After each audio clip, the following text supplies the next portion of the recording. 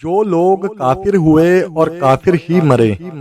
ایسوں پر اللہ کی اور فرشتوں کی اور انسانوں کی سب کی لعنت۔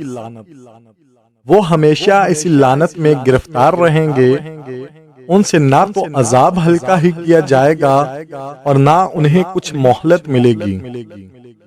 اور لوگوں، تمہارا معبود ایک ہی معبود ہے،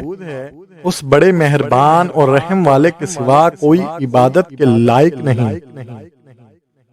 بے شک آسمانوں اور زمین کے پیدا کرنے میں اور رات اور دن کے ایک دوسرے کے پیچھے آنے جانے میں،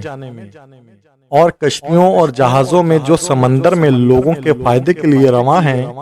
اور میں جس کو اللہ آسمان سے برساتا اور اس سے زمین کو اس کے مردہ ہو جانے کے بعد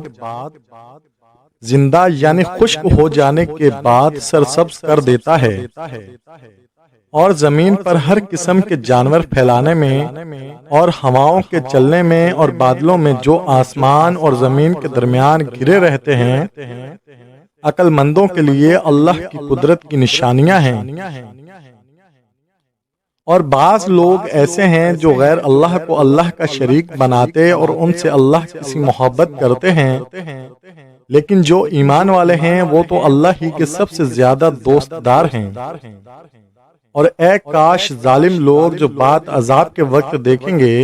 اب دیکھ لیتے کہ سب طرح کی طاقت اللہ ہی کو ہے، اور یہ کہ اللہ سخت عذاب کرنے والا ہے۔